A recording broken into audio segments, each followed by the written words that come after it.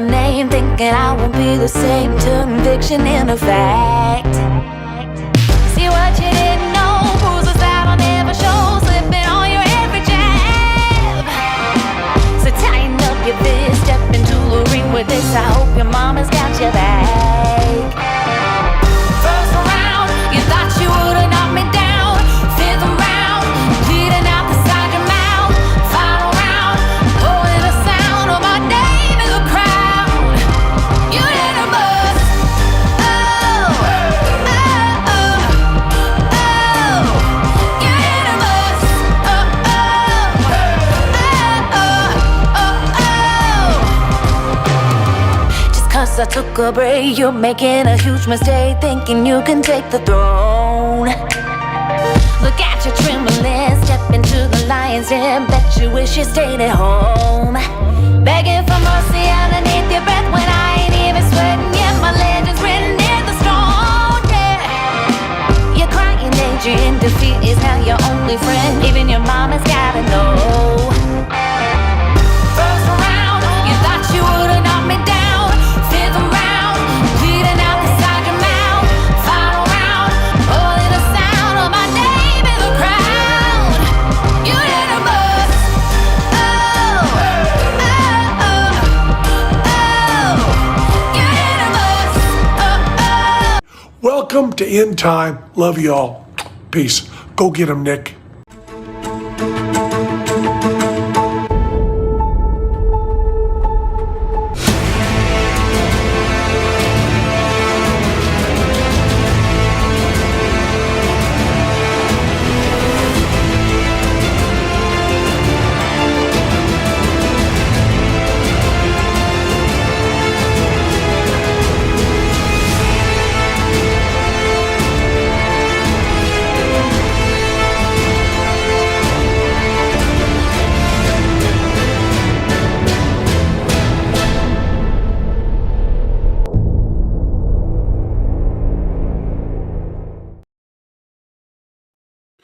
Hello, everyone. Welcome to In Time. My name is Nicholas Lamar Suter, and with me today is 𝐒𝐸𝐿. 𝐒𝐸𝐿, how are you? I am very frantic this today. Everything suddenly is happening. It's been a little crazy. I do want to talk, obviously, about the bill and its impact in the U.S., but there's some stuff in Ukraine that we're also going to have to talk about. And I was going to say it's shocking. It's not, but it's really well. We'll get into it. So I want to have a bit more of a discussion today, sort of like we did on Downtime yesterday, about the mood and what's happening in the U.S. It's the 4th of July, this country's birthday, and so-called, and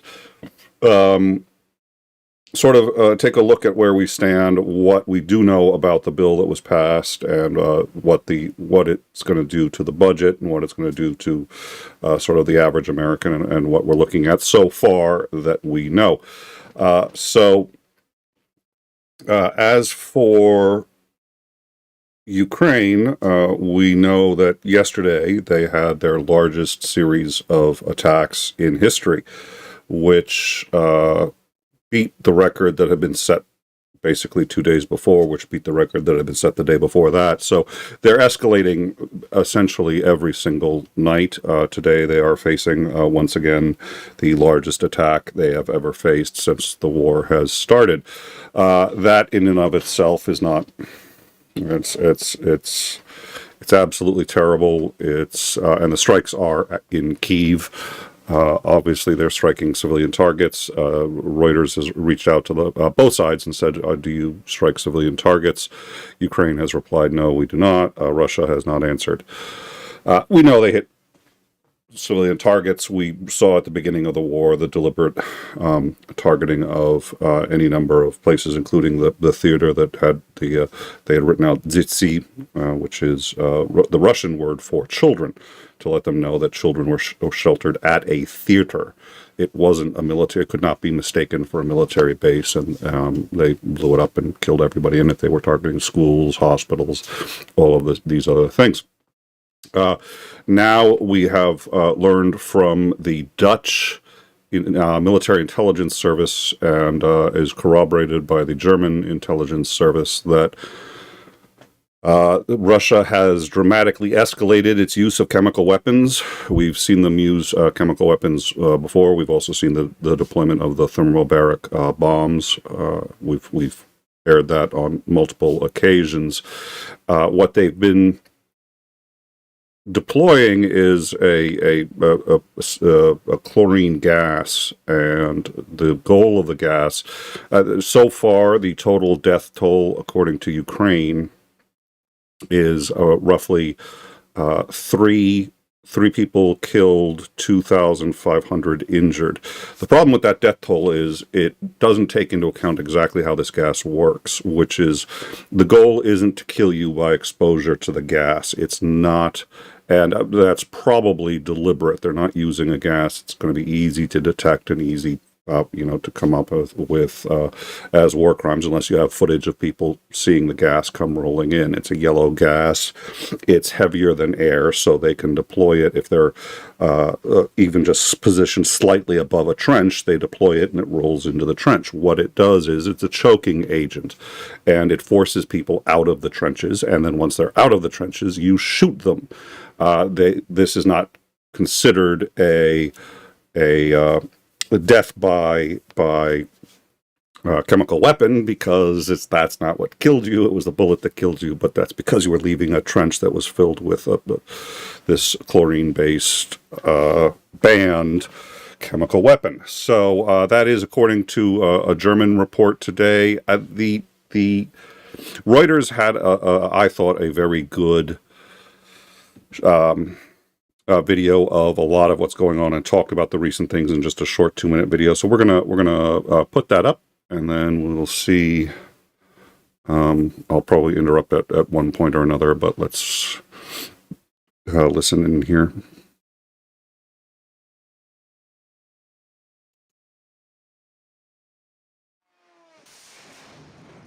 The Ukrainian capital was hit with the largest drone attack of the war overnight, injuring at least 23 people and damaging buildings across the city. Ukraine said Russia launched 500... All right, that was way too soft, I'm aware. Hold on, let me see if I can up that so everyone can hear it. And let's try that one more time. The Ukrainian capital was hit with the largest drone attack of the war overnight, injuring at least 23 people and damaging buildings across the city.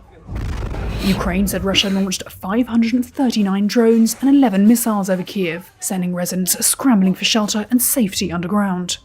The strikes came hours after US President Donald Trump had a phone call with Russia's Vladimir Putin, which was later described by Trump as disappointing. I don't think he's there, and I'm very disappointed. Well, it's not, I'm just saying, I don't think he's looking to stop. I'd like to pause at this point and point out that we've known from the beginning he's not looking to stop, and he has said repeatedly that Ukraine is actually part of Russia. The Ukrainian people are Russian people. He has made speaking Ukrainian illegal. And it's illegal even in the territories that they've occupied. And it's an ethnic cleansing of Ukraine. And he has said that he is not going to stop until there's regime change in Ukraine. He wants Zelensky out. The reason he wants Zelensky out is because Zelensky was democratically elected, and he probably wants to put Lukashenko back in. Lukashenko was a Russian puppet who was ousted during the Revolution of Dignity and is still in hiding in Russia, but he was a Russian puppet in very much the same way that Belarus is a Russian puppet, and he wants to see a return to that. He's Trump face. I don't know. What do you think about Trump's?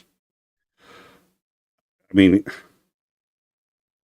Does he not see it? Does he not care? Any thoughts?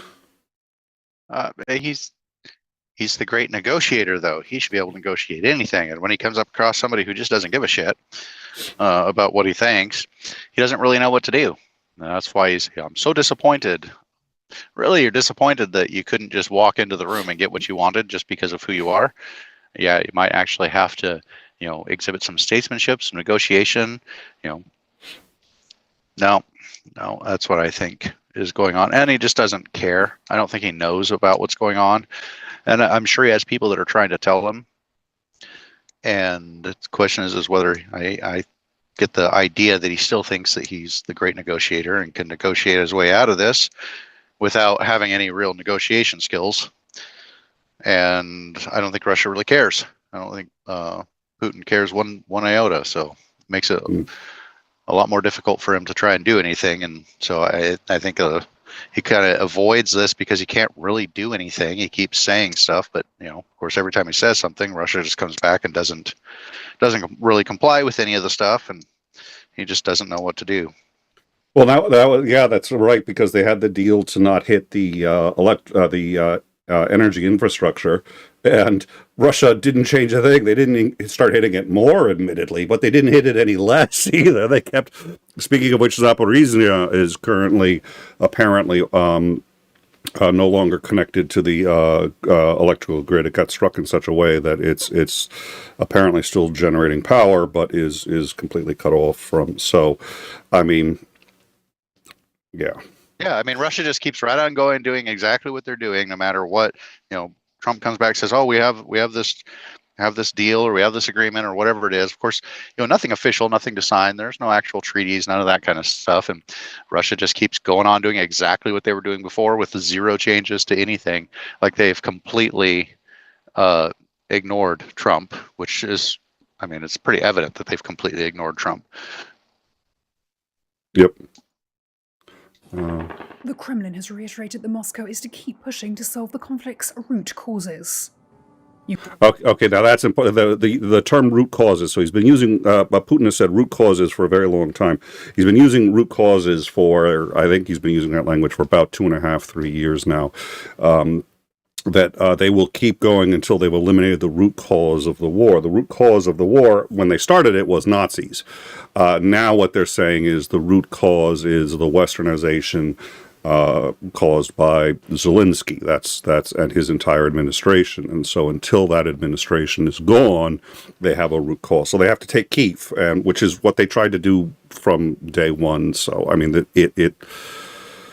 they very nearly took Kyiv early on. They very nearly took Kharkiv. They very nearly took the entire country very early on. They were stopped. They were repelled, and now they're just going to keep going until they get it. Ukrainian President Volodymyr Zelensky described the overnight attack as deliberately massive and cynical, and has called for increased pressure on Russia. Kiev officials say damage was recorded in 6 of the capital's 10 districts. Poland said the consular section of its embassy was damaged in central Kiev, but that no staff were harmed. This woman says her apartment block was hit too, and is now uninhabitable.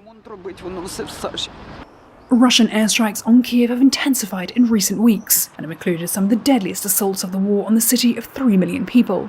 Both sides deny targeting civilians in the war that Russia launched with a full-scale invasion of Ukraine in February 2022. And again, back then, and we had this discussion with Commander McMillan, we talked about how the missile targeting works. It can absolutely happen, especially with, so for example, a missile landed in Poland.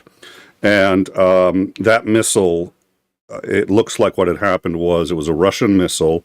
Russia didn't target Poland. It was a Russian missile. It was hit by Ukrainian anti-missile fire.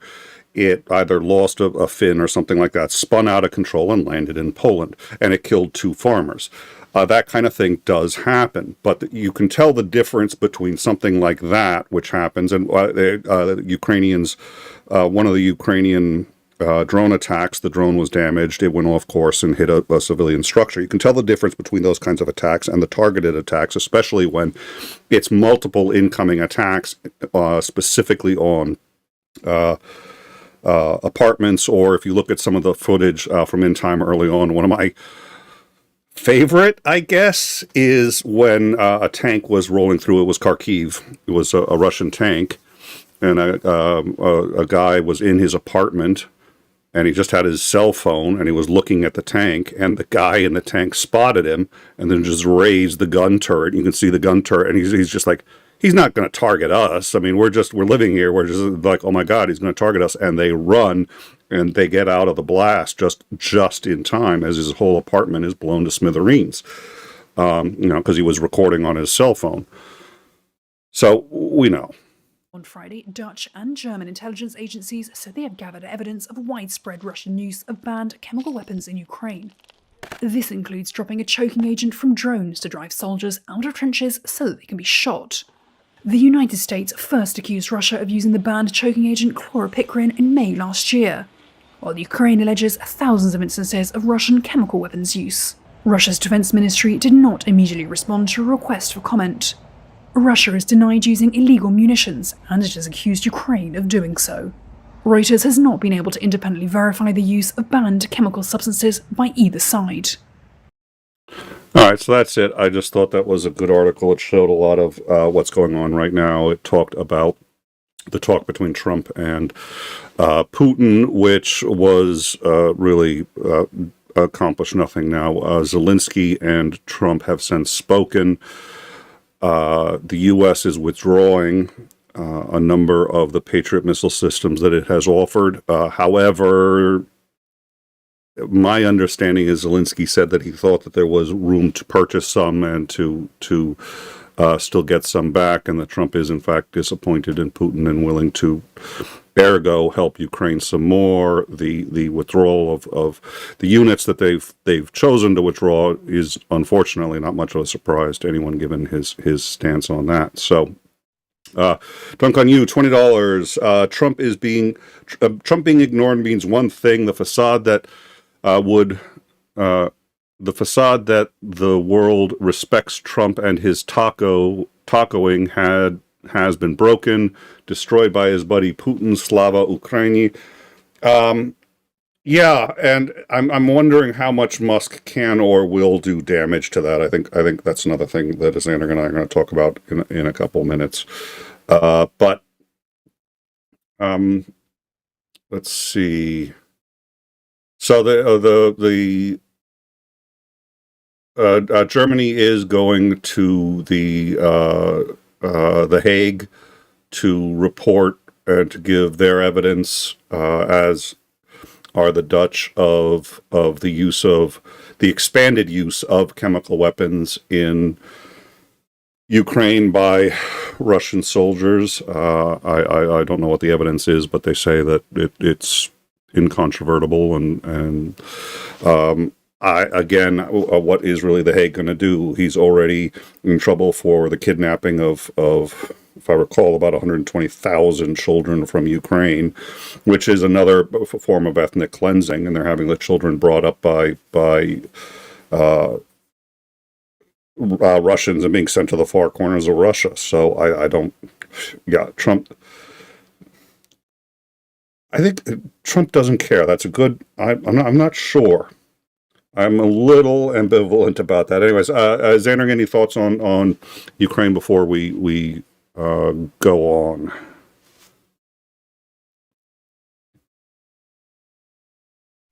I don't think Trump really cares about Ukraine per se. I think that he cares only in his image of the great negotiator, being able to stop the war. I don't think Putin gives a damn what Trump thinks, and they're just chugging along. They've even escalated some because I think Russia is rightfully looking at what the U.S. is doing and is trying to pull back from supporting Ukraine. And so he's like, well, now's the time to strike while the fire's hot. I mean, I don't see the U.S. doing anything really at all to try and stop any of this, other than just keep telling us things that I can just nod and ignore. And especially with the kind of gas that they're using, it's like you can't even use gas masks for something like that because it's an oxygen displacer. So even with a gas mask on, if you're down in the trench, it displaces all of the oxygen that's down there. It's heavier, so it pushes all of the oxygen, all the rest of the atmosphere up as it fills the trench. Even wearing a gas mask, it won't do anything for you, because while you may not be inhaling the chlorine portions, you're not inhaling any oxygen either. So, yeah. So, it forces you out of those low-lying areas. It causes a lot of environmental damage too, because that chlorine gets into the ground. Decontamination, thankfully, is fairly easy, because the chlorine will break down into salt water over time, but it kills off pretty much everything that requires oxygen in the soil, because it soaks into the soil. So yeah, it's the fact that they're expanding that. It's like, clearly Russia doesn't give a shit. I don't think Trump really gives a shit about Ukraine. I actually think he hates Zelensky, and yeah, the only reason that he cares at all is his image as a negotiator to be able to end conflicts, and it's not working here. And I think that Putin's got his number and is completely ignoring him, like literally just saying, yeah, go ahead and continue with go ahead and up it a little bit. Let's use some more gas. And oh yeah, yeah, oh sure, okay, yeah, go ahead and let's launch more, do more. U.S. isn't going to do anything. That's my impression, just looking at everything that's going on, of what's happening with that whole situation. And I don't think Trump's actually going to do anything. He's gotten so much grief over the Iran stuff from his actual base that I really don't think that Trump will do anything other than just keep talking. Well, and again, Trump, not Zelensky, Putin has made clear that he is willing to talk peace, but the condition is that he's starting the negotiations with, I'll only negotiate if you give me everything I want. The terms for even entering negotiations are: every territory they have, they keep. Territories they do not yet have, they keep. And that there be an acknowledgement that the root cause has still not been addressed, and they have a right to address that root cause, which of course is that Zelensky is in power. Now, the other problem is that would now make this the third time he's come to the negotiating table. The first time was in the Budapest Accords, where he signed a promise recognizing Ukraine's borders and never to invade Ukraine, which he violated. Then the ceasefire in 2017, saying that he wasn't going to attack the rest of Ukraine, but saying he said, look, Crimea is ours. It's always going to be ours. It always was ours. But we're not interested in the rest of Ukraine. And then he violates that and says Ukraine is all ours and always has been. So I'm not, Zelensky, my suspicion is the only reason Zelensky's even willing to talk at all is because he knows Putin isn't, and he knows any deal is going to be violated by Putin, just strengthening his hand. I don't think he's willing to really, give up or make any permanent concessions, but he knows Russia is not going to stop. The only reason for them to stop is to rearm, and that if there is a stop, that's an opportunity. Russia's like, well, we believe that Ukraine is going to rearm if we stop. No shit. I wonder why. Could it be that you've invaded them several times? Yeah, it's a mess. I don't see it getting any better. There's no real leadership from the U.S. on the whole thing, which, remember, the U.S. is also signatory to the Budapest Accords, as is France, the UK, and a few others. And I hate the whole, well, what should have happened type of thing, because it's not particularly useful, but I still keep coming back to this. All could have been avoided right at the outset of the invasion into Ukraine proper.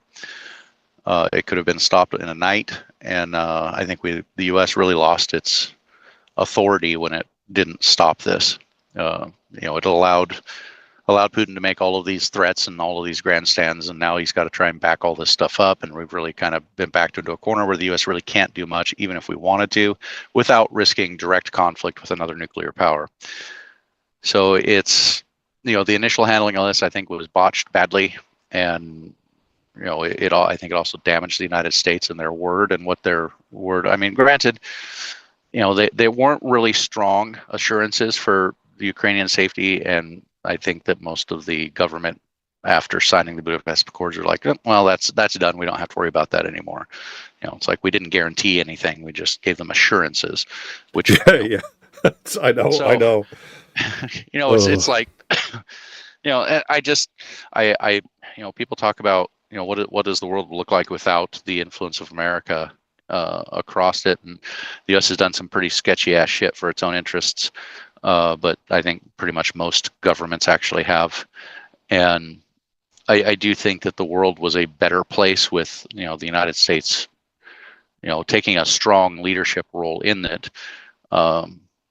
I mean, at least it's not outwardly espousing some pretty damaging policies, but we really missed the ball on being able to stop this war in its tracks the night that it really started. I mean, I'm not sure. I'm sure there was a lot of political jockeying or calculus going on over. I just suddenly forgot the name of the stupid island that they took. I hate when that happens. In 2017, when they took Crimea. Yeah. I think there was a lot of political jockeying and a lot of political considerations that were being made as to whether or not the U.S. would really do anything about that.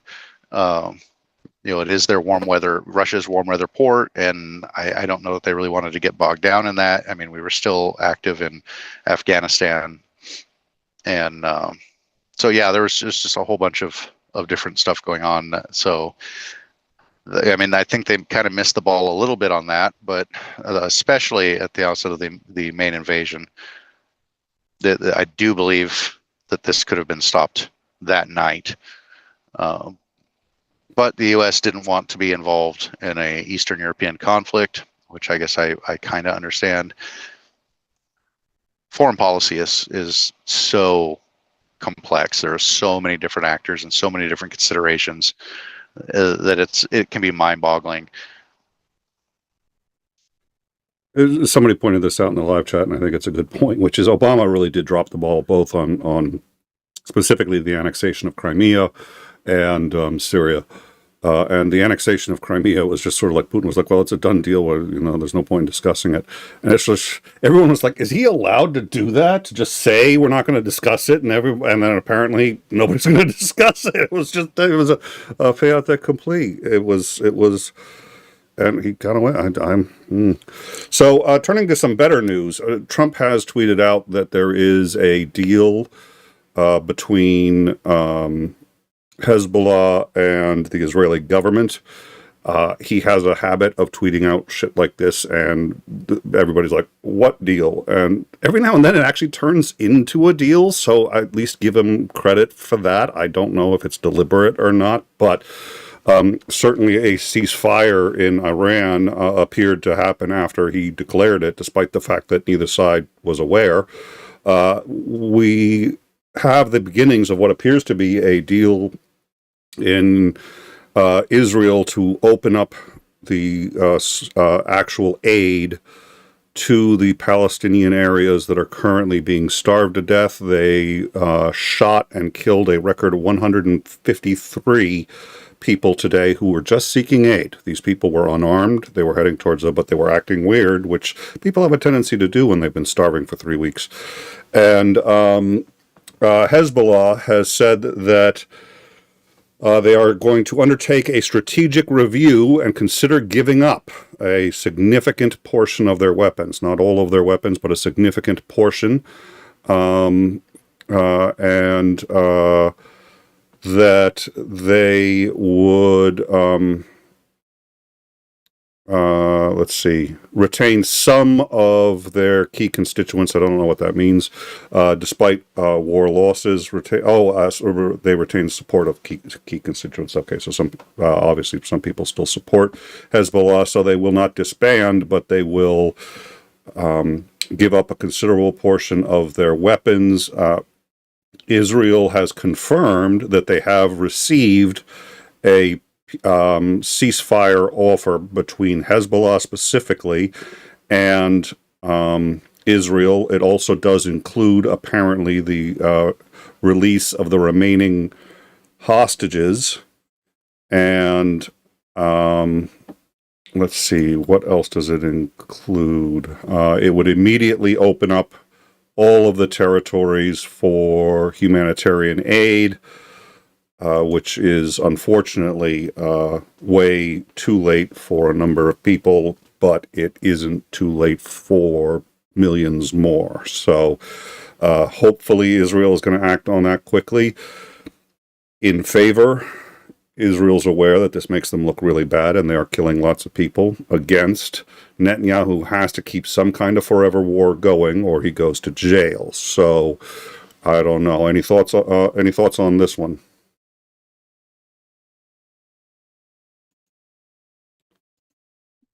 That one, there is so much conflict in that area. I have no idea what to actually do about it. I mean, I don't even have any ideas. I don't see Israel backing down too much. Maybe for appearances, I think they may talk a big game, but I'm not sure that actual operations are going to change all that much. Maybe not such blatant bombing of things. I mean, I guess we'll see if they actually sign, come to the table and actually get this agreement hammered out and official and then actually honor it. Of course, both sides are going to have to honor it, but this one's one where I have to sit back and go, well, I guess we'll see what happens. We don't have a good track record in that area of the world, so we'll see. So Maggie asked, do I mean Hamas? It's actually both. I don't know if there's two separate deals or if it's one deal that it includes a negotiation with both. The first Reuters article that I have here is talking about the release of hostages by Hamas, and let's see. Oh God, what was the there was I think it was a member of the Israeli cabinet who was saying that he wanted a big, beautiful peace deal. And the people are just parroting Trump. And that it's working is shocking. But, oh, yep, here it is. Gideon Rosenberg, 48, Tel Aviv. Only you can make the deal. This was him talking to Trump. We want one beautiful deal, one beautiful hostage deal. Wow. Hamas has had a number of their facilities now dismantled, and let's see, the Israeli military says that they have eliminated militants, confiscated weapons, and dismantled Hamas outposts in the last 24 hours while striking 100 targets across Gaza, including military structures. But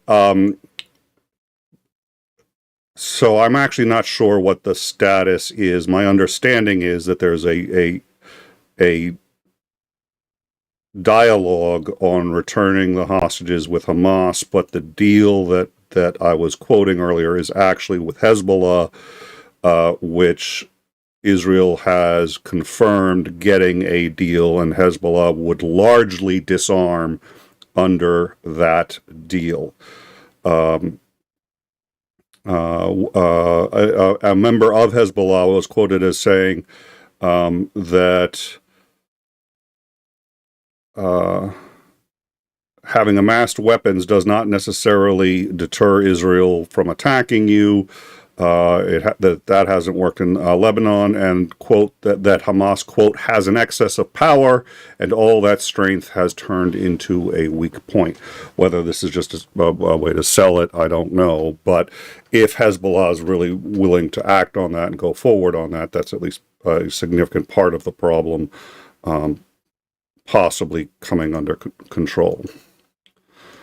Yeah, it's the Middle East. I probably shouldn't talk too much more about it. If you want to ask anybody, ask Jared Kushner, My understanding is that when he's not in space, landing on the moon, or building nuclear rockets, or creating cold fusion, that he is in the Middle East solving the crisis there.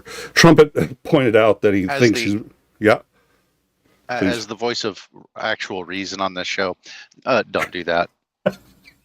I know it's a little scary when you're the voice of reason. You're the voice of reason on the show more often than not. That's really... Trump has said that he's been... I've got the screen capture of that. We've recorded that little clip. It's been a disproportionate number. By the way, Ascalon, I did see in the general, you screenshotted that picture. Thank you very much for that. I should have just kept my mouth shut. Half the time it's me getting myself into trouble. The number of the amount of blackmail material that people have gotten on me has grown uncomfortably large over the last 2 weeks. At any rate, when Trump said that he's doing better this time than he was his first administration, part of me was like, yeah, that's because I don't want to say he put in competent people, that he put in competent people into position, but he at least didn't make Jared Kushner the head of everything. How many roles did this guy have? Dear Lord. All right. And so I think the last thing we're going to talk about is the big, beautiful bill and Trump's relationship with Musk and what, if anything, could happen with that. Now, Musk has said he's going to primary every Republican who voted for this bill. I would love to see him do that. I would donate to that. I don't need to donate to that because he's got so much money, but I would donate anyway. Having said that, you'd still probably get a Republican or independent getting into office. But if you're going to primary absolutely every Republican in the House and Senate that's up for re-election, I'd support that. Is he going to do it? I don't know. He seems really, really pissed about the bill. We've talked about the bill several times. I do want to add a few interesting things that we've learned. The U.S. is going to start charging fees for launching anything into space from the U.S. Now, this is obviously going to affect SpaceX, Elon Musk's company, but the kind of the issue with this is the whole point of privatizing this and removing the burden from NASA was to get that the private industry could do better, and you don't want to incentivize us to do what we're already having to do, which is to pick rides on Russian ships. So to have the Russians blast us, our astronauts off into space and or return them. Having said that, it's going to start at 25 cents per pound, up to a maximum of 30,000 per launch, but it's going to go up to 150 per pound, capped at 200,000 per launch. And will be tied to the consumer price index after that. So I can see that would definitely be one, in addition to removing the subsidies, which attacks. It's almost, part of this bill almost looks like it's actually designed to attack Elon Musk, because SpaceX is now going to have to pay an extra $200,000 to the U.S. government just to launch. And then... Congratulations. Yeah. Congratulations are now in order to Mexico for their new space program. Yeah.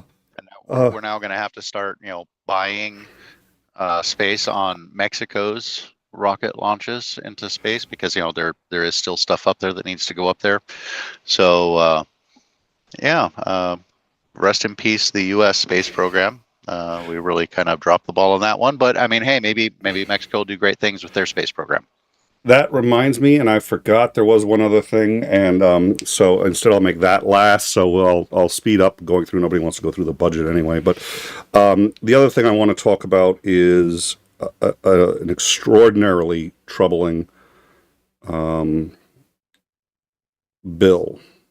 No, I shouldn't say bill, it's a law that looks like Trump is expediting and going to weaponize. And I'll explain why it's really troubling in a minute. Essentially, it's the removal of it expedites and makes it easier to strip citizenship from basically anybody you want, and it has now been proposed to be used against the man, I've forgotten his name, who won the primaries in New York for mayor. And it looks like it's being proposed as a solution for any political opponents to Donald Trump. Strip them of it was used to strip Nazis of their citizenship in the U.S., and Trump has now revived it, and it looks like he's intending to strip Democrats of their citizenship. And it's not a joke. We'll get to it. On top of the space launch fees, there was, and Titan reminded me, thank you, that they've done something, and I bring this up because it's the same thing as, yes, I'm a liberal, I do believe in a progressive tax, but you cannot tax wealth in the way that wealth is usually defined. If you redefine wealth, there's any number of ways, you can't do it in the way it's defined. And the reason is because people think that what's his name from Zuckerberg is worth $21 billion. No, he's not. And if you want to know how much money he's probably got maybe 100 million. And what he's done is he's put in, several hundreds of thousands of dollars into different bank accounts. He diversifies in different bank accounts so that each account at each bank is protected by the FDIC up to 200,000 or whatever the current limit is. And then the rest is stock in Facebook. If he wakes up tomorrow and Facebook stock is zero, he's lost $20 billion. He's lost more than 90% of his net worth. If you decide that you're going to, that you want to, and again, I'm for a 91% marginal tax rate. That's what we had in the 50s. I'm for that. So let's say you decided to tax Zuckerberg at 50% of his wealth. The problem is, okay, that would be 13 billion. About 13 billion. Okay, so he'd have to pay 13 billion in taxes. The problem is he doesn't have that kind of money. He's probably only gotten $1 million, so he'd have to sell off his Facebook stock to do it. By the time he did the kind of sell-off he'd need to do to raise that kind of money to pay half the value, pay a tax that's half the value, his estimated net worth, by the time he's sold that off, the value of the stock will have dropped so much that he will end up owing probably 5 to 10 billion more than he actually has in money. And it takes some understanding of economics to understand how and why that is, but it makes it very difficult to tax wealth. So even though I'm progressive, I'm like, you can't tax wealth. You can tax boats, you can tax yachts, you can do all sorts of things. You can tax homes, you can't tax wealth, and there's just a reason for it. At any rate, something along those lines got me thinking with this thing about poker, which is, believe it or not, and there's a whole bunch of, they've added pokers right now can deduct their losses before paying taxes on the winnings, which makes sense. The bill now reduces the amount that they can deduct from their losses, and can only deduct 90% of their losses. Now that may seem like, okay, that's just an extra 10%. But if you were to, example, win $100,000, but lose $80,000, you'd have made $20,000. $20,000. Okay, not bad. But your taxes on that $20,000 would be $28,000. So you would owe more in taxes than you actually earned. Professional poker player Phil Gaffin said on X, this amendment to the One Big Beautiful Bill Act would end professional gambling in the U.S. It would hurt casinos. It would hurt casual gamblers too. So any form of gambling, so it's not just poker, but any form of gambling, you will be in a position where the taxes could well exceed what you've actually won. Now, I'm not a fan of gambling. I actually think gambling should probably be illegal. Having said that, it's not. Any thoughts, Zandring, on this? I know this is out of the blue, I know, but sorry. It's probably a, I'm being attacked. We're under attack. Yeah, people seem to come up with these weird ass ideas. It's like you either need to decide if you're going to allow gambling or if you're not going to allow gambling. And if you're not, just outlaw it. I mean, doing all of these tax things on gambling because it sounds like a great idea, and then suddenly you realize, oh wait, that's actually going to end the entire industry. And I'm kind of curious if this is going to apply to reservations as well, because some of the most successful reservations out there are ones with quite a few casinos on them, because they can make quite a lot of money. So, I mean, are they going to try and shut down Las Vegas and Reno? I mean, that's about the only thing going on in Nevada. So, yeah, I don't know what I don't know what they're thinking. Wanting to, people calling for the taxation of wealth. I think that's immoral. It's like you have a thing that says, on paper it says, oh, it's worth this much. Well, it's like, no, it's only worth what you can actually sell it for. And you don't have any of the actual gains from any of that. So trying to just saying, oh, well, I've got, say, these 3 Pokemon cards that are worth, $60,000 each, and you're going to tax me on that, except that when I go to sell them, I can only get 2 cents for each one. It's ridiculous to, it's a bunch of made up. Until it's realized, yeah. Until it's realized, you actually realize it. And what happens if next year it goes down? Do you get your taxes back? What happens if you inadvertently damage the Pokemon card and can't sell it? You pay taxes on a product you no longer have and can never make that money on. Yeah, and that's assuming. I mean, that's an actual physical thing that you can keep in your safe. Shares of a company are they're digital on the computer. It's like you don't actually own or hold anything anymore. I'm sure they probably send you a certificate or something, but it's that wealth is just speculative wealth. You don't have it until you actually realize it. And like I said, one year, let's say you have a 30% increase in the value of your stock portfolio, and then they're going to tax you on that 30% increase, but the next year it goes down 60%. Are they going to refund all of that money plus give you some money for it going down? I mean, taxing wealth is just, the whole idea of it, I think, is absurd. And I think it's immoral to try and tax something that isn't real yet. Yeah. This is all speculation, and you're just going to tax it. I mean, that would be a great way to get rid of the wealthiest people in the country, is start implementing wealth taxes like that. Depending upon how it does it, I mean, it could end up being more expensive to divest themselves from, the U.S. system than it would be to just pay the tax. So I'm sure you probably wouldn't lose everybody, but I mean, people will start trying to, the taxation doesn't happen in a vacuum. People respond to the incentives and the taxation structures that are put in place. And you will see more wealthy people divesting themselves of U.S. investments, of U.S. control of any way to avoid something like that. So, yeah, I think that it would be a disaster, both morally and just functionally, to try and tax wealth that is only on paper so far.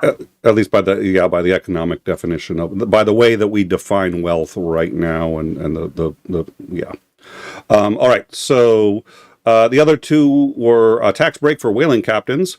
If you're a whaling captain, congratulations. You now get an increase on your tax deductions from $10,000 to $50,000. That was granted to Alaska Senator Lisa Murkowski, and yet another one of her carve-outs. Her vote was the only way the bill could pass. Remember, it was already a 50-50, and the vice president had to break the tie. Senator Lisa Murkowski got a lot of sweeteners in this, and it includes tax deductions for whaling captains, in addition to her state is immune to certain Medicare and Medicaid cuts that are in the bill.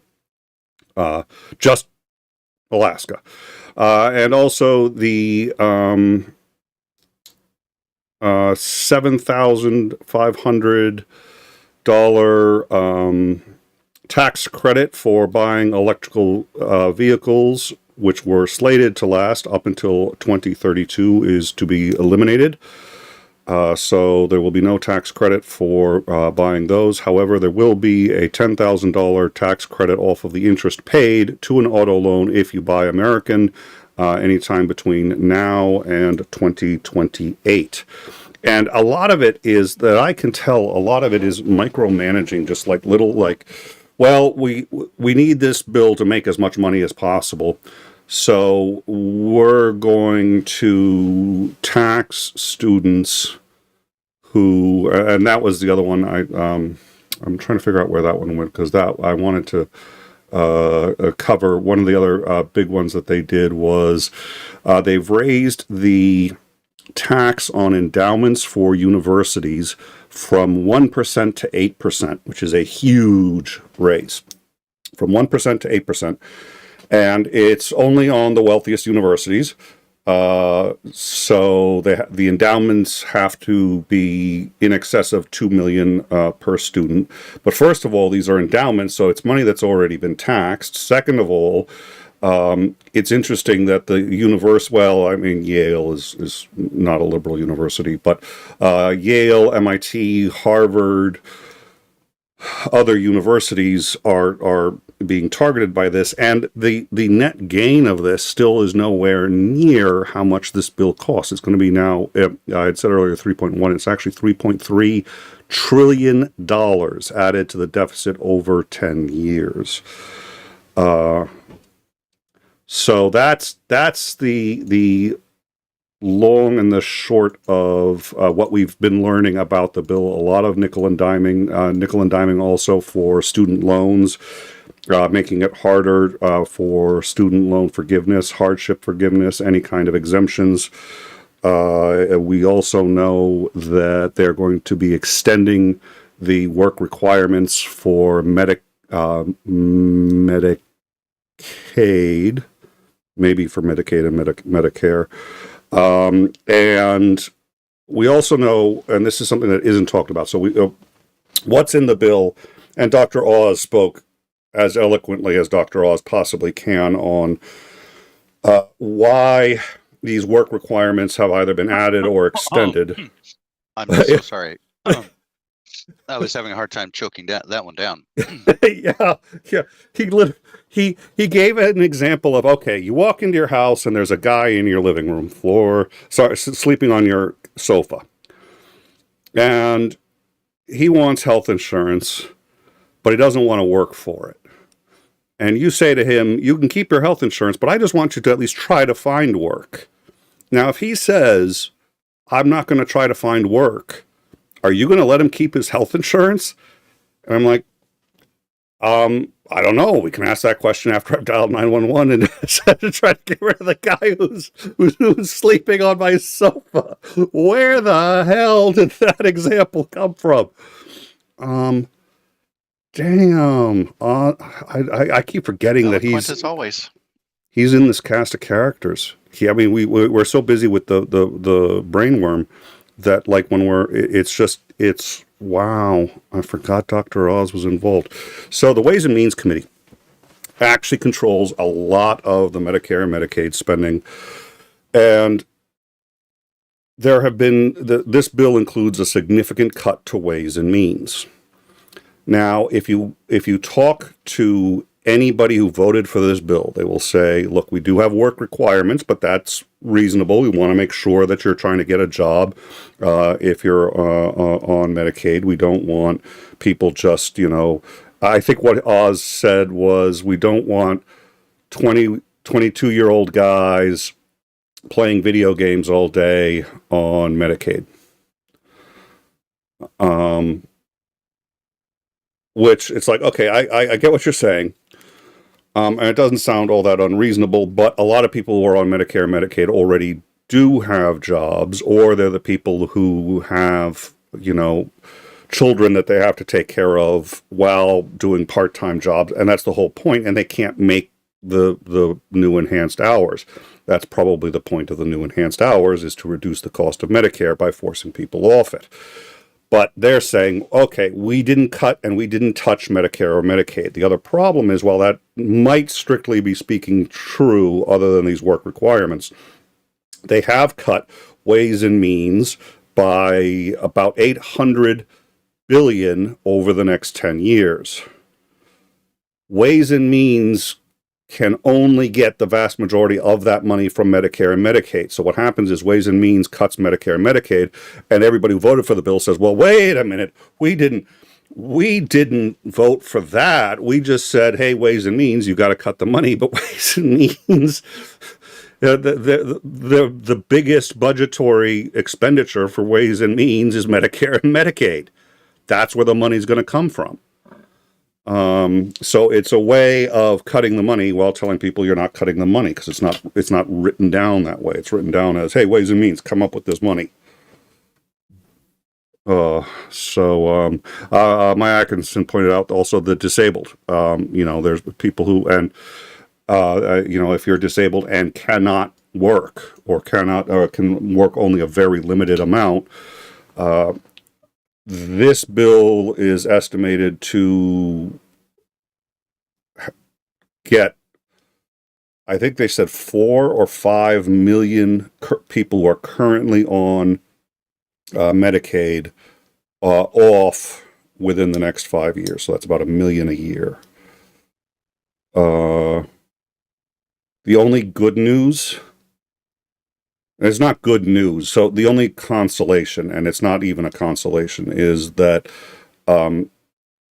Senator, was it a senator or congressman? And his name will hit me probably during the credits of the show.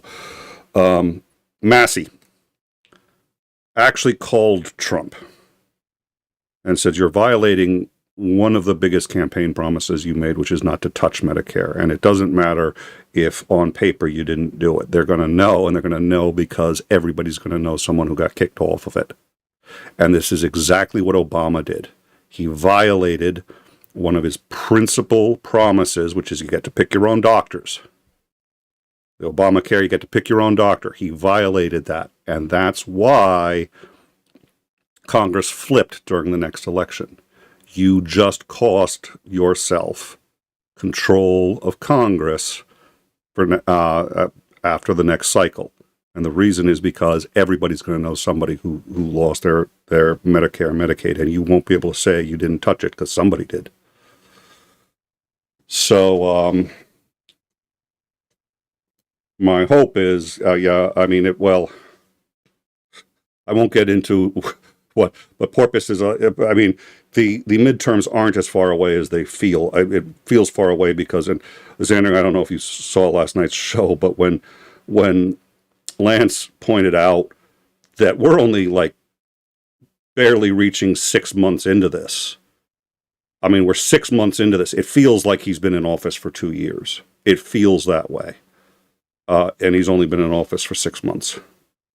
It's insane. Any thoughts? I'm going to quickly hit. I want to get your thoughts. Then I want to get we've had a couple of super chats, which I really appreciate, and then we're going to get to that final story I promised.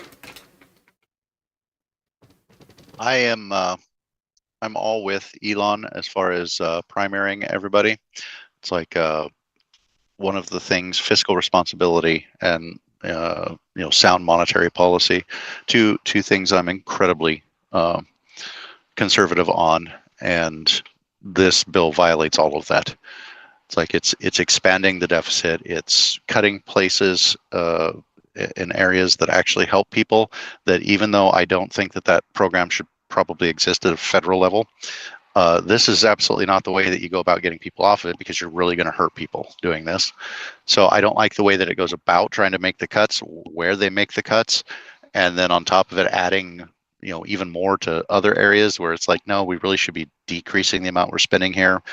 And we need to decrease the amount the government spends money on dramatically anyway.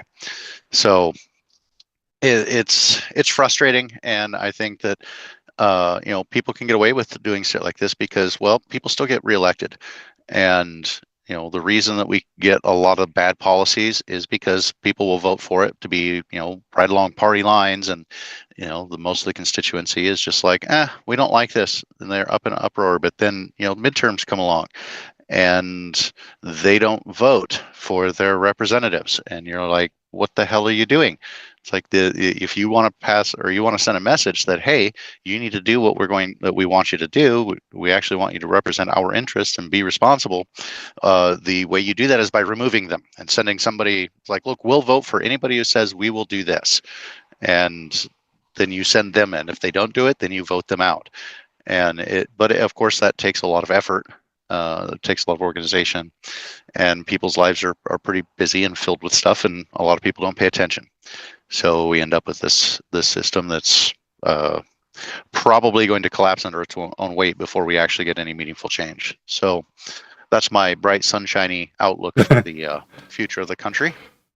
Titan had pointed something else out too, in terms of sort of from the chaos of economic systems. You and I have discussed before that there were a lot of things that led to the housing crisis in 2007. But one of the things, and this is just for me a great example of how complicated economics works, how complicated economics is, because when you push on one lever, something else can. One of the things that started it was Fannie Mae and Freddie Mac and Clinton's decision that every American should have a home. I completely agree with him. The question is, how do you do it? And by lowering the lending standards, he artificially inflated prices. Wall Street then saw an opportunity to move in and gamble with that, and they created the problem worse and worse and worse, and so on and so forth. But the seed germinated in this marvelous idea that, and you and I have talked about. I'll use the American dream as it's currently thought of. Clinton wanted everyone to be able to fulfill the American dream. It's like, who could argue with that? And yet here he was with the best of intentions. This gambling bill, or not bill, but the taxes on or not being able to fully deduct your losses is going to affect so many things, aside from the fact that there are communities who rely on gambling, and I don't think they should. I don't think it should be, but they do. So this is sort of my area. Massachusetts has a state lottery, and they're like, oh, that money goes to schools. No, the money goes into the budget, and then the budget pays for the schools. It's not going to the schools, but it is going to the state budget, and it's a significant amount of money. I don't think it's healthy for the state, but having said that, that's currently the way it's set up. That notwithstanding, there's also entrepreneurs, there's wealthy people, influential people who, if they don't gamble themselves, stake professional gamblers as a way either of entertainment or making their own money. And this was a point that Titan had brought up to me, who Titan has forgotten more about gambling than I will ever know, or more about poker than I will ever know, and gambling too, probably. But at any rate, and so now you're going to get a income stream from a number of wealthy people that are supposed to be. We also know, by the way, and I don't have the numbers handy. I had them earlier, and I don't have them at this point. But it was just how much. Like, if you're making more than $250,000, the tax cuts, I think, are about $15,000 to you. So $15,000 to anyone making over $250,000, and the tax cuts, the Center for the tax policy. I've forgotten what it's called, but it's an independent group, has done an analysis and said, basically, this will reduce everybody's tax liability. Many people will not notice it because most of it is keeping taxes tax cuts that were put in place last time Trump was in office.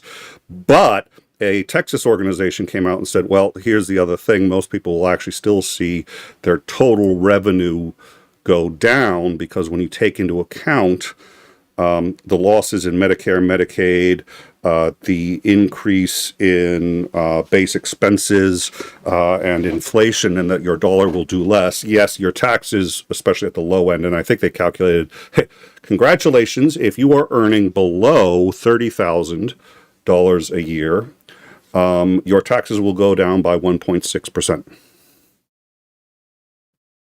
You're welcome. The net will be obviously a significant increase.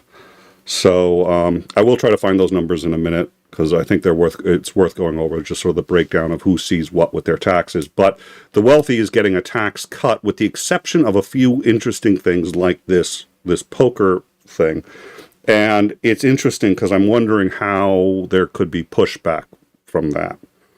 And again, it gets back into the wealth thing. If you want to make sure you never run for, that you can't run for, like, president of the PTO, just try floating an actual tax on wealth. You will never run for anything ever again. And Trump is essentially flirting with that problem with this poker issue by taxing unrealized.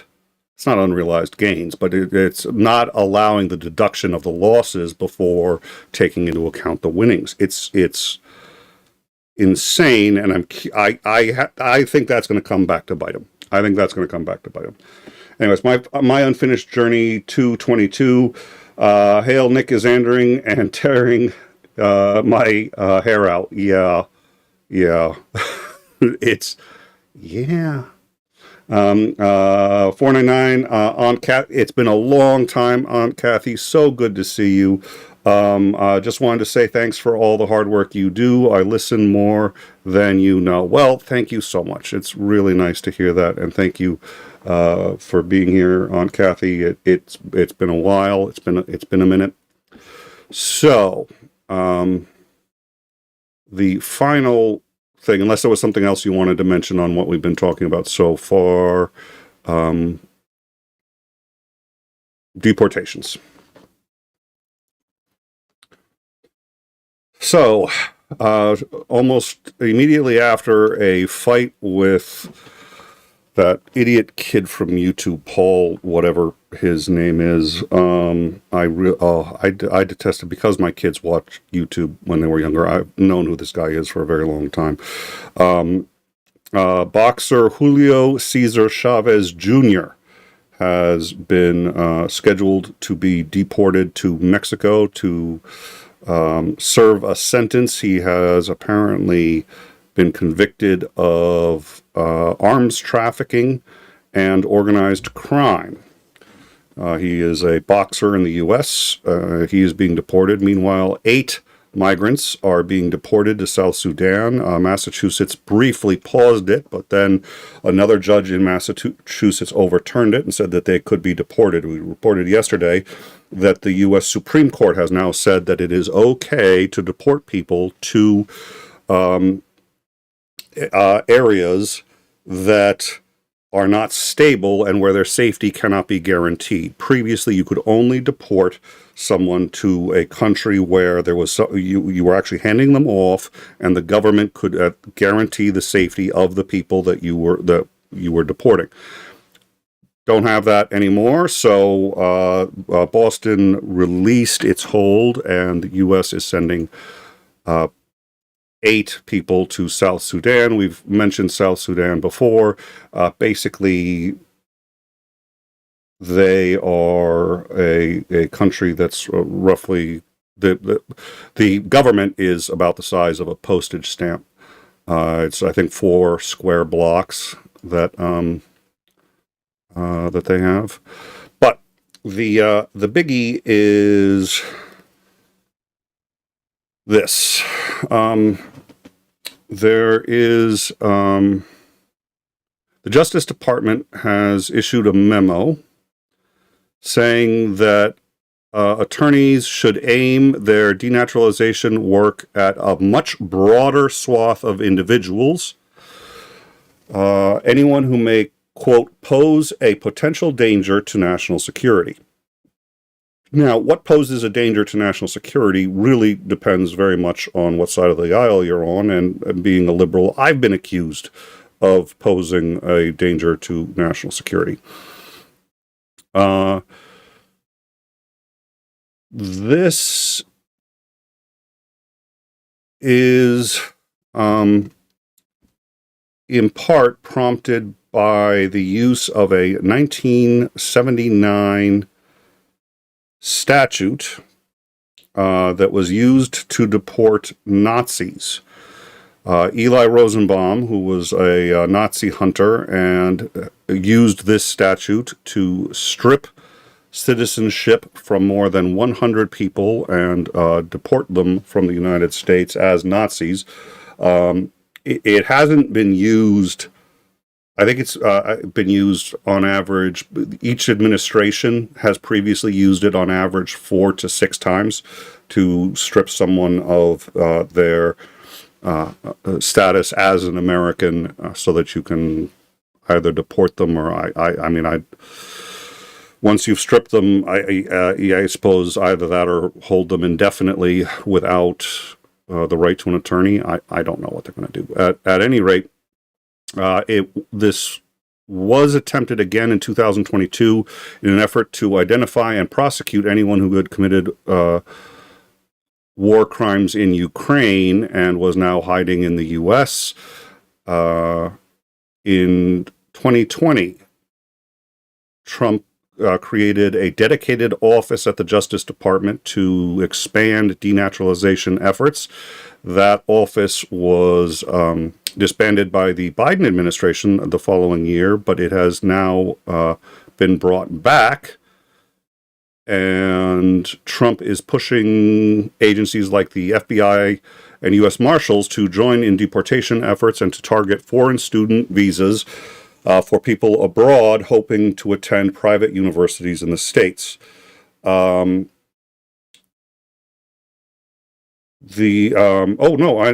mistake that. So let me quote this from CNN. Instead of reinstating the standalone office from his first administration, the entire civil division is now being told to prioritize denaturalization in all cases permitted by law, according to the memo, which also suggests that U.S. attorneys' offices across the country should flag cases where it might be able to initiate denaturalization proceedings. Now, here's the issue. It's not if they've done something wrong. It's if permitted by law. So, as long as the law doesn't bar you from denaturalizing a person, then you should do it. So he's inverting the due process here, saying that basically, unless it's explicitly barred to keep you from being denaturalized, they're going to denaturalize you. His administration has already suggested denaturalizing and deporting Zoran Mamdani. You'd think because I'm in the news I should know that name, but we've been busy. He is a state assemblyman from the 36th district based in Queens, New York, and he won the primary for New York mayor, I believe it is. New York, yeah, I think he's yeah. Yep, he won the primary for mayor. So here's the problem. What it looks like now is at that lower bar, Trump can take any of his political allies and say, well, they're a threat because of rumor. They're a threat because their policy allows immigrants to... All he has to do is disagree with a policy issue and say that it somehow affects national security, which is what he's been using as an excuse for violating a number of civil rights thus far. He can take any of those and denaturalize you and then get you sent out of the country, whether you were born here or not. I'm going to look, because I wanted to see one more piece of this, but before I get to that, is Andrew, any thoughts?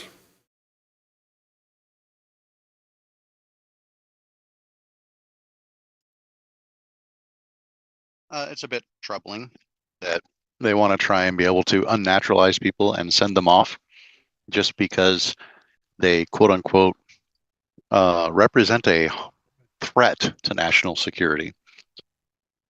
That's something we shouldn't allow.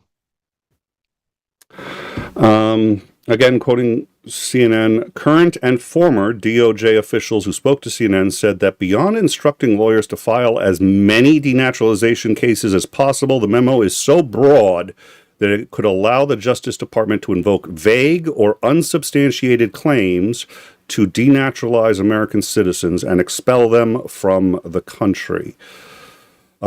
Robertson of Case Western warned that the memo could give way to the Trump administration retroactively searching for missteps in the naturalization process of perceived enemies or political opponents, like student advocates, and deporting all of them. Irina Manta, a law professor at Hofstra University, said that the administration's move could have, quote, a chilling effect on free speech.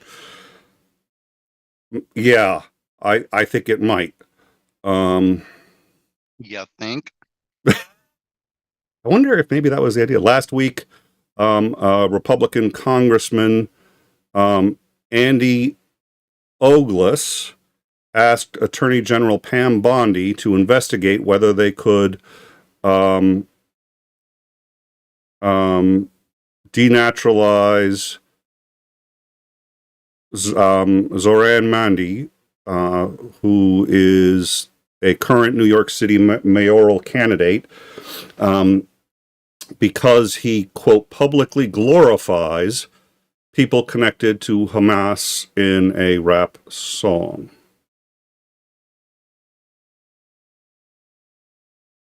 Pat Bondi, by the way, did not respond to the request from the congressman. So that's where we stand.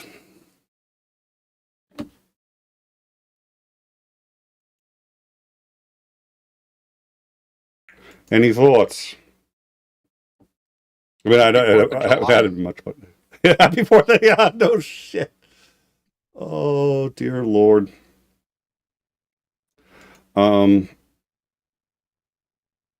right, let me quickly go back. Not a fan. No, 2 out of 10 would not recommend. Yeah, it's really terrifying. I'm glad, and look, CNN does not do particularly in-depth reporting or analysis. So the fact that CNN followed up on this enough to mention that a congressman is already talking about deporting a candidate for mayor of New York, really just because, and let's be honest, if this guy were a conservative, he wouldn't have done this. Already there are congressmen who are planning on using this to attack and remove political opponents. I mean, if it's Congress doing it in addition to Trump, Jesus. Again, Bondi has not replied. We don't know where this is going, but this is a continuing trend of the erosion of all of the protections we have, all of us. And again, it's that, and I'm going to have to memorize it, but first they came for the longshoremen, and I did nothing because I was not a longshoreman. Then they came for the, yada, yada, yada. And by the end, when they came for me, there was nobody left to stand for me. And I've heard so many people say, well, if they're deporting people who are here illegally, so what? And who cares about due process? But the problem is, as soon as you can eliminate due process for those people, you can eliminate it for everybody else. It's incremental. That's nobody. A good friend of mine sat there and said, the U.S. will never tolerate descent into fascism this far. It cannot be done in the U.S. And I'm sitting there going, it can't by waking up one morning and saying, I'm going to do all of these things. But it can if you do it bit by bit by bit. And we're already desensitized to sending people to prisons that we know violate human rights. And what has happened to Garcia from the initial reports that we have, you wouldn't wish on your worst enemy. And the evidence right now still is that he's innocent. They decided afterwards, okay, let's put up some charges. Maybe he's guilty of those, I don't know. But if he was, why didn't they charge him before sending him? The only reason I can think is because they they had nothing. If he was guilty of anything, why were there no records of it? Now it's like, oh, we know he's guilty because Photoshop. I wish that was a joke. You take away his rights, you can take away anyone else's. And that's what we're seeing, is the slow and deliberate and methodical. And it's starting with people who are either intellectuals or becoming well-versed in the law, in civics, and how things operate. That's who he's targeting. Lawyers, law firms, students, universities that teach how the law is actually supposed to work and why. I wonder if there's a reason he's targeting those. All right. Can't think of one. Yeah. You can't now. I mean, you can't think. You have to normalize the behavior somehow. Yep. Usually you start with unpopular people, and once you've established that, hey, we can do this, and you get the majority of people that are cheering for it because, hey, they wanted this done anyway, and they weren't all that particular about how it got done. They just wanted it done. And once you've normalized the behavior, you can then spread it to pretty much anybody that you don't like, because, hey, there's precedent for this, we can do this. And it slowly spreads until it can be used against anyone. That's a really good. You target the people that nobody likes, that otherwise wouldn't be defended. That's why the defense, was it Hamilton? Who defended the men at the Boston Massacre? Cost him his career, but he's like, look, if you're not going to defend, he hated the British, but he's like, they had a right to a defense. There's a reason the law works the way it does, and it's not designed. The system in the U.S. isn't actually designed to lock people up. It's designed to keep people as safe as possible, and mostly from false imprisonment. The whole idea, better to let 10 guilty go free than one innocent go to jail. It's designed to keep innocent people out of jail. That's what it's designed to do. That's what he's tinkering with, deliberately. And the first, last, and only line of defense is the lawyers. All right. So thank you all very much for joining us. It is the 4th of July. For me, the 4th of July no longer really carries much significance. A, the older you get, the less I think you care about birthdays anyway. And B, I'm sitting there going, we elected Trump, so long as his ideology, whether it's through him or DeSantis or somebody else, is the dominant ideology in this country, I don't see much worth celebrating. So I apologize if I did. I'm a little tired, but I may have already asked you if you had any final thoughts. I've read the live chat. I think I'm up to date with everything. I think I hit everything I wanted to say. And most of all, those of you listening now, I'm a little surprised that the chemical weapons thing isn't like top news. One of the reasons I brought that up, all they said was, "Oh, they're using even more than we thought they were using." It's not like it's a quantitative change, not a qualitative one, but it's still something that I'd think if Germany is saying this, they're like, "Oh yeah, and we're going to The Hague with it." I'd think it would be really big in the news, but since Trump is in Putin's pocket, Trump doesn't like any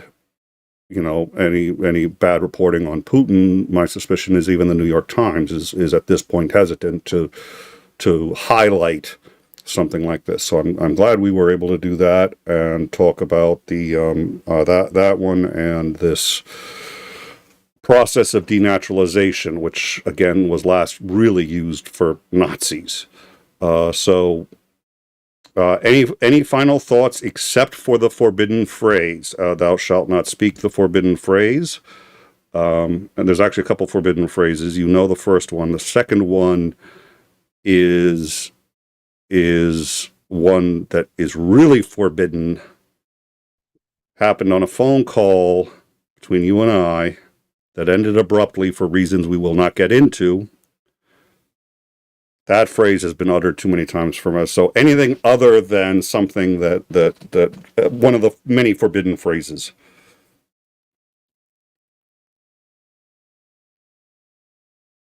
Sorry, I was just making sure you weren't, gonna ramble on some more. I usually have to give you, 3 or 4 Yeah, segments before you actually stop talking after asking for my final thoughts. that's fair. Yeah. So sometimes we have to do that. Well, you've completely taken away all of the interesting things I wanted to say. Why are all the Time and time interesting again, things? you do this. Why are the interesting things we're making just all fun of me? living our lives here, and so I mean, Yeah. our interests over time tend to change, and they sometimes get. Anyway, Wow. that's my Okay. kind of. Yeah. You pulled a Nick Suter there. You're all over the map. Well, you won't let me come right out and say it, so it's like I'm trying to get all of the words into each of the sentences. It's fun watching you try. We have to be involved, and way too many people aren't. And some people, there's a lot of fatigue dealing with some of these issues too. Yep. People are sick and tired of everybody. Well, I shouldn't say everybody, but there's a consensus on something is a problem, and then it never gets fixed, and eventually people get pushed back to the point where they're just like, I don't care anymore. I just want somebody that's going to fix it, and I don't care how they do it. And that's where we get into the really dangerous territory, because sometimes the way that it's chosen to be fixed has a hell of a lot of other unintended consequences, and you should always err on the side of limiting federal power, not broadening it. Well, and there are those waiting in the wings too, right? I mean, there's always people waiting for an opportunity, and if you say, I don't care, just fix it, then they just say, oh, hey, sign on the dotted line and it's fixed. I think Trump does a lot. The reason, by the way, that I picked this thing, the thumbnail, is that bird looks really pissed off. I was making a thumbnail for tonight's show, and it's the bird and the American flag. And I was like, okay, it's the 4th of July, but that bird looks like you're fucking with my country, man. So I was just like, that bird is how I feel. That eagle in the thumbnail, I was just like, that should be everybody looking at Donald Trump right now. Thank you all for joining us. Our next scheduled show is, something wicked this way comes. Thursday, 9 p.m. No, it's Tuesday. You and I have another show Tuesday. Sorry, for some my brain thought it was Tuesday because we're doing a Tuesday. So Tuesday, you and I will be doing 9 p.m. We'll be doing an in time, and we'll be covering all of the disasters that have occurred between now and then that we didn't otherwise cover. And then Thursday, 9 p.m. Eastern, Commander Lance McMillan for Downtime. Thank you all very much for joining us. Thank you for all of the support, and we look forward to seeing you then. Have a good night, everyone.